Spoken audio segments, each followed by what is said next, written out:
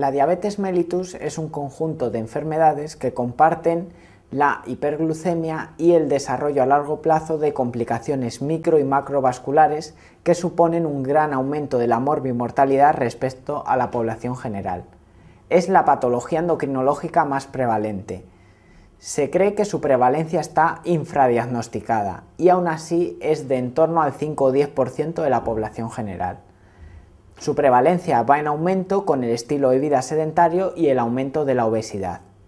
El screening de diabetes se realiza con la determinación de glucemia en ayunas y está indicado ante todo paciente de más de 45 años y también en pacientes menores de 45 años que tengan o bien factores de riesgo cardiovascular como hipertensión, dislipemia o ser fumadores, o bien sin factores de riesgo cardiovascular pero con factores de riesgo para alteración del metabolismo glucídico, como pueden ser la presencia de antecedentes familiares de diabetes, la presencia de alteración de la glucemia en ayunas o intolerancia hidrocarbonada, la presencia de diabetes mellitus gestacional o de partos macrosómicos previos, o la presencia de factores de riesgo para resistencia a la insulina como son la obesidad, la acantosis nigricans o el síndrome de ovario poliquístico.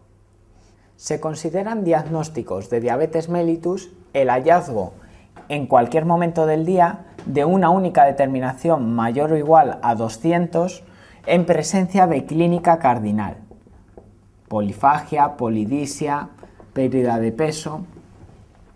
También se considera diagnóstico de diabetes mellitus el hallazgo en una ocasión de glucemia en cualquier momento del día mayor a 200 con clínica de descompensación aguda.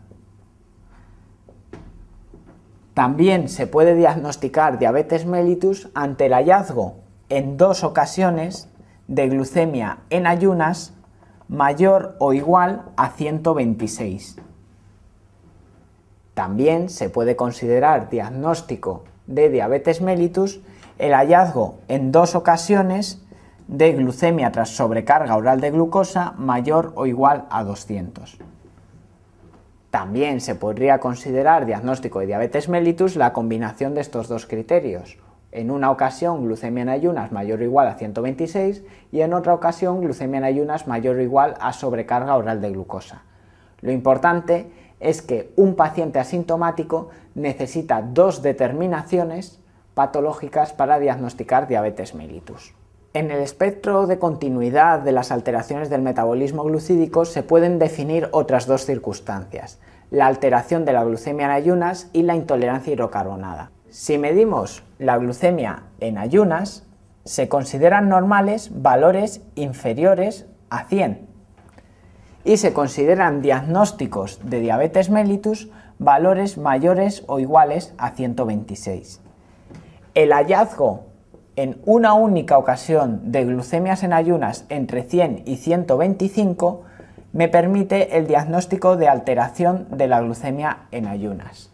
Sin embargo, para diagnosticar diabetes necesito glucemias mayores o iguales a 126 en 2 ocasiones.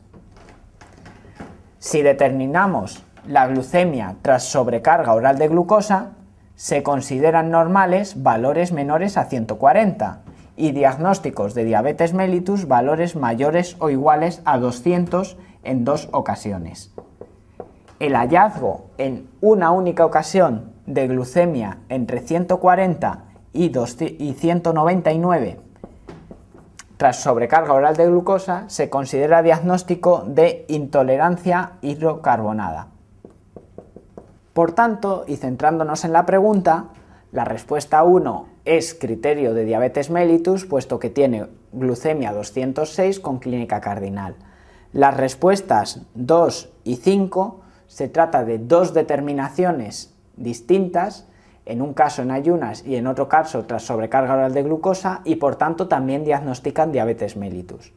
La opción 2 me dan una única glucemia de 388 muy patológica tras una sobrecarga oral de glucosa. Probablemente este paciente tenga diabetes mellitus, pero con una única determinación no se puede establecer el diagnóstico.